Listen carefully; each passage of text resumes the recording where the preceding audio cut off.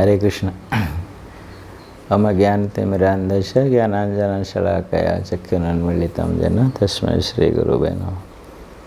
श्रीचैतन्यमनोभीष्टं स्थापितं येन भूतले स्वयं रूपं कदा मह्यं ददाति स्वपदान्तिकम्।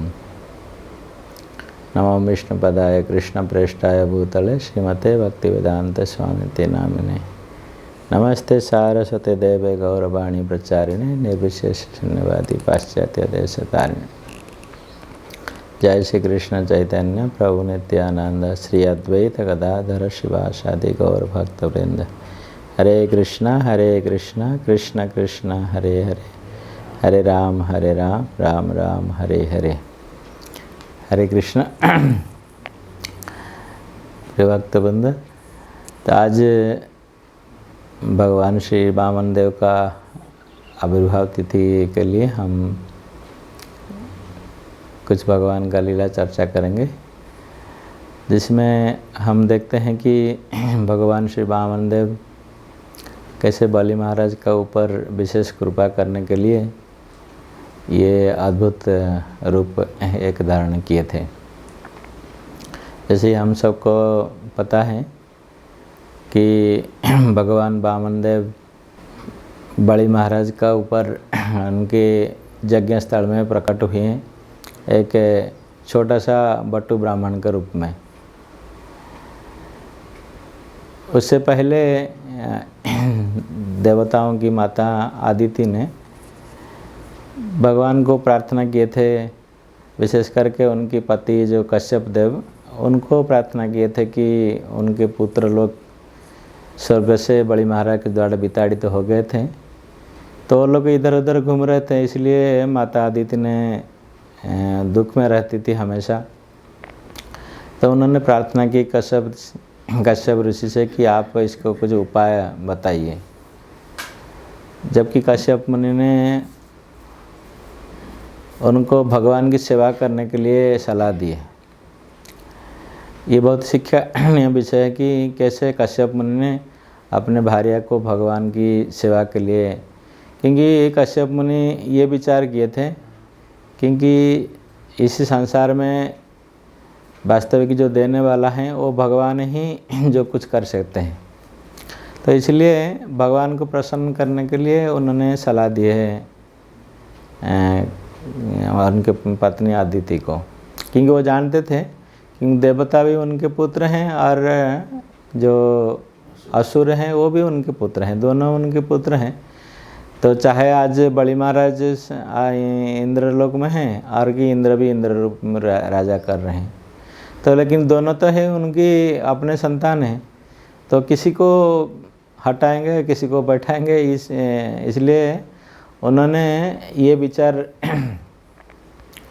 कि जब भगवान चाहते हैं, जो भगवान की इच्छा है वो जो करेंगे वास्तविक वही सबके लिए कल्याण होगा। तो इसलिए उन्होंने एक व्रत का उनको जिसको नाम पाया व्रत है। इस व्रत को 12 दिन का ये व्रत है, जिसको दूध पीकर ही करना पड़ता है। तो लेकिन यहाँ विशेष बात ये है, ऐसे नहीं है कि कई लोग उसको विचार करेंगे अरे दूध पी के हम भी कोई व्रत कर लेंगे। नहीं, हमको शास्त्र का विधान ये पालन करके, निषेध पालन करके ही व्रत करना है जो शास्त्र में दिए गए। ऐसे नहीं कि अपने मन से कोई व्रत कल कर दिए तो बस, ऐसे नहीं। क्योंकि कश्यप ऋषि जो हैं ये ब्रह्मा जी की मानस मरीचि के पुत्र हैं। मरीचि उनके पुत्र हैं ब्रह्मा जी के, अरे उनके पुत्र हैं कि वो एक बार ब्रह्मा जी से पूछे थे इसके बारे में, अरे इस पायव्रत के बारे में ब्रह्मा जी खुद बताए थे। तो इसलिए ब्रह्मा जी जो प्रामाणिक अधिकारी हैं, तो इसलिए ये व्रत का फल उनको मिला। हम लोग को अपने मन से नहीं करना चाहिए। तो इसलिए ये से वही व्रत उनका पत्नी को बोले करने के लिए, आदिति को। यहाँ विशेष बात देखना चाहिए कि भगवान के सेवा में लगाए, विशेष करके कश्यप ने उनका पत्नी को। तो इसी प्रायव्रत जब पालन किए और अंत में हम देखें इसी प्रायव्रत का अंत में वो उनके पत्नी जो कि पहले ये चाहती थी कि नहीं अपने पुत्र इंद्र आदि देवता लोग स्वर्ग में राजा हुए, लेकिन उनका मन से ये भौतिक चिंता संपूर्ण रूप में दूरीभूत हो गया था भगवान की भक्ति से। तो जब भगवान विष्णु ने उनके सम्मुख में प्रकट हुए तो उन्होंने कुछ मांग नहीं पाई पहले, और कुछ बोल नहीं पाई कि क्यों इस व्रत की, क्योंकि ये ही वास्तविक भक्ति का विशेष ये है, भगवान का कृपा है। तो जब भगवान विष्णु ने प्रकट है तो बोल नहीं पाए कुछ, तो भगवान को मालूम पड़ गया। भगवान कहे कि आपको बोलने की ज़रूरत है, हमको मालूम है कि आप क्यों हमको बुलाए थे और क्यों प्रार्थना किए थे। तो भगवान ने उनको वरदान दिए कि उनके पुत्र का रूप में भगवान ने प्रकट होंगे और इंद्र का साथ देकर उनके कार्य करेंगे लोग, लेकिन कैसे करेंगे क्या करेंगे वो बातें फिर भगवान ने नहीं बताए। तो उसके बाद कश्यप मुनि हम देखते हैं, कश्यप मुनि अनुभव करते हैं कि श्री भगवान उनके हृदय में प्रवेश किए। तो उनके हृदय से फिर माता अदिति का हृदय को भगवान ने ट्रांसफ़र हुए। तो ये बात जब माता अदिति ने इसी आज का दिन में विशेषकर ब्राह्मण द्वादशी जो है उसी दिन भगवान ने पहले तो विष्णु रूप में शंख चक्र गदा आदि का आयुध के साथ प्रकट हुए, उसके बाद अपने विशेष कार्य करना था तो इसलिए भगवान ने एक बट्टू ब्राह्मण का रूप में अपने को परिवर्तित किए। ये तो भगवान के लिए बहुत सहज चीज़ ये है, किसी भी रूप में क्या ये भगवान कभी भगवान कच्छप रूप में आते हैं, कभी भगवान ये मत्स्य रूप में आते हैं, बराह रूप में आते हैं। इसका मतलब हम नहीं देखना चाहिए कि भगवान एक कोई रूप रह रहे कि भगवान उसी में है, मतलब इसका ये देखना चाहिए कि भगवान का ये हर एक जो अवतार हैं ये दिव्य हैं और ये स्वयं भगवान विष्णु का जितने शक्ति सामर्थ्य हैं सारे का अवतार में, हर एक अवतार में ये सभी निहित हैं। ऐसे नहीं कि ये देखना चाहिए कि भगवान बट्टू ब्राह्मण हो गए थे और उनका बड़ा वीर्य और ऐश्वर्य इसमें शायद कुछ कमी है रह गया भगवान का, ऐसे नहीं देखे ये करना चाहिए। तो भगवान 6 ऐश्वर्य में हमेशा परिपूर्ण रहते हैं। तो जब भगवान ने ऐसे बट्टू ब्राह्मण का रूप में अपने को परिवर्तित किए तो तुरंत माता अदिति और उनके पिता कश्यप मुनि उनको अपने वात्सल्य प्रेम से भगवान को ये करने लगे विभिन्न, क्योंकि भगवान ने ब्राह्मण का रूप में ब्रह्मचारी का रूप में अपने को परिवर्तित किए, तो इसलिए उनके लिए जो कुछ चाहिए जैसे अपने कटी के लिए मेखला चाहिए, पहनने के लिए उनको मृग चर्म चाहिए, ये सभी जितने सारे देवता ये सभी उनको प्रदान किए, क्षत्रिय वगैरह सब प्रदान, यदि दंड कमंडल ये सभी देवता और इनके द्वारा प्राप्त होकर भगवान ने वहाँ से श्रवण किए कि ये भृग वंशीय ब्राह्मण लोग जो कि भृगुश्रम जो यहाँ पे एक महान यज्ञ आयोजन कर रहे हैं। तो उसी वहाँ से हम देखें कि ये बड़ी महाराज अपने गुरु कृपा जो शुक्राचार्य उनकी कृपा से, विशेष कृपा से, जो कि दैवासुर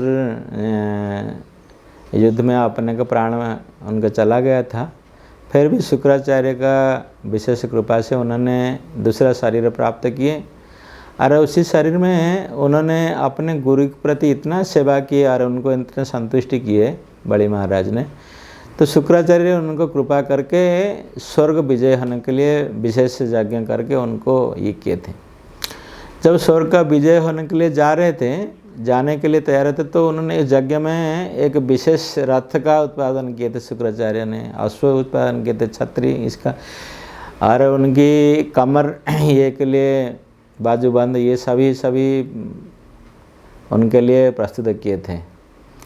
तो उसके बाद वहाँ स्वयं प्रहलाद महाराज भी वहाँ पे प्रकट हुए और उन्होंने एक अम्लान वरमाला उनके लिए, जो कि मुरझा नहीं होगा कभी।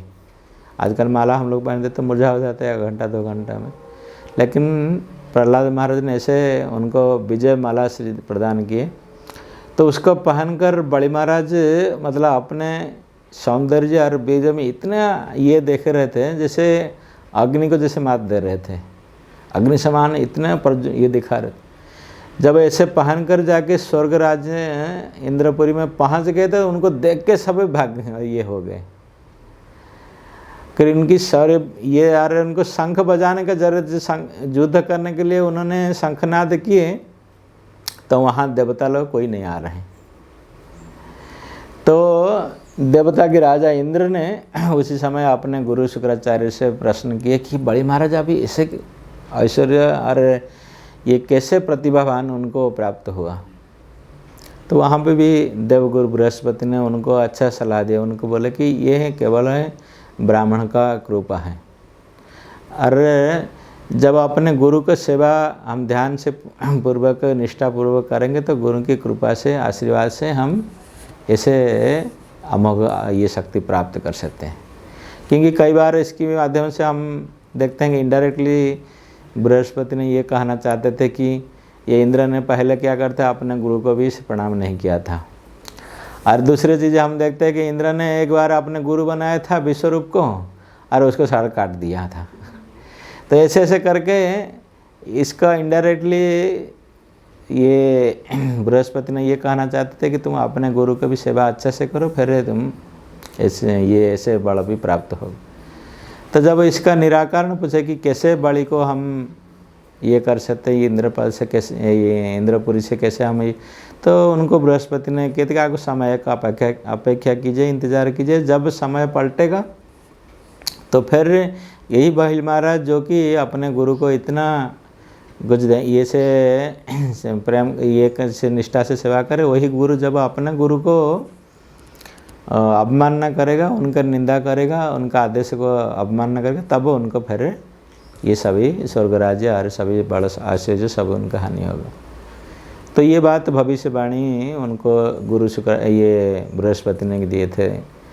तो देवता लोग को देखे कि अपने जान बच गया तो बस बड़ी चीज़ है, तो सब देवलोक से सभी भाग गए वहाँ से छुप के। तो बड़ी महाराज को युद्ध नहीं करना पड़ा देवलोक का ऊपर विजय प्राप्त करने, तो वो ऐसे ही विजयी हो गए, क्योंकि कोई था ही नहीं इंद्रलोक में, सब देवता भाग गए थे। तो उन्होंने राज किए। राज करने के बाद उनके गुरु शुक्राचार्य ने उनको सलाह दी कि अरे भाई बड़ी तुमने अभी जो इंद्र पर विजय प्राप्त हो गया, लेकिन इंद्र पद में टिकने के लिए भगवान ने एक नीति बनाया, नियम बनाया कि 100 अश्वमेध यज्ञ करना चाहिए। तो ऐसे करके बड़ी महाराज को सलाह दिए, तो बड़ी महाराज सब यज्ञ कर्म में ये हो गए। तो यज्ञ एक के बाद ऐसे 99 अश्वमेध यज्ञ कर चुके थे। अरे ये 100वां यज्ञ कर रहे थे, अश्वमेध यज्ञ कर रहे थे। उसी समय ये भगवान श्री वामन देव वहाँ से प्रकट हुए अपने माता पिता के साथ। तो जब यज्ञ स्थल का बाहर भगवान ने प्रकट हुए तो भगवान ने क्या किया, यज्ञ स्थल के बाहर में सामवेद का उच्चारण किए। और यहाँ पे जितने सारे ब्राह्मण दाता उद्गाता सभी ये थे उपस्थित थे, सभी को बड़े ये पड़ा कि कौन सा ऐसे ब्राह्मण है ऐसे शुद्ध, जब भगवान गाते हैं, भगवान का स्वयं वेद मूर्ति है भगवान, तो सभी को ये आकर्षण होने लगा। तो सभी जाके तुरंत अपने यज्ञ स्थल में देखे तो वहाँ बट्टू ब्राह्मण का रूप में ये, तो भगवान ने वहाँ पे जैसे प्रकट हुए थे, तो बड़ी महाराज तुरंत जाके भगवान को अभ्यर्थना किए, उनकी भगवान के पद प्रक्षालन किए और उसी जल को सब पान किए और अपने परिवार में सबको छिड़का है। तो इसके द्वारा हम देखते हैं कि ये एक विधान है भक्तों के लिए कि जब श्री भगवान को कोई साधु वैष्णव अपने द्वार में आए तो तुरंत उनको ऐसे अभ्यर्थना करना चाहिए, उनके अच्छे आसन ये देना है। ये वैष्णव का सदाचार सीख रहे हैं हम बड़ी महाराज। और दूसरी चीज़ें भगवान इसके माध्यम से बड़ी महाराज का अंदर में जो कुछ भौतिक वासना थे उसको भी दूरीभूत करना चाहते, क्योंकि भगवान आगे बड़ी महाराज से ऐसे कुछ विशेष ये करना चाहेंगे। तो उसके बाद बड़ी महाराज को भगवान ने अपने आने का प्रयास बताए, क्योंकि बड़ी महाराज उनको देख के इतना ये हो गया कि उनको कुछ देने के लिए उनका मन में स्वतः जागृत हो गया। तो भगवान ने बोले कि उनको 3 पग भूमि चाहिए। तो बड़ी महाराज कहे कि 3 पग हुई क्या करेगा छोटे बड़े। तो भगवान बोले कि नहीं, ब्राह्मण को ये होना चाहिए कि हमेशा अपने मांग पर संतुष्टि होना चाहिए। तो ऐसे हम देखते हैं कि विशेष करके बड़ी महाराज को विशेष कृपा करने के लिए ही भगवान ने ऐसे ये रूप में प्रकट हुए।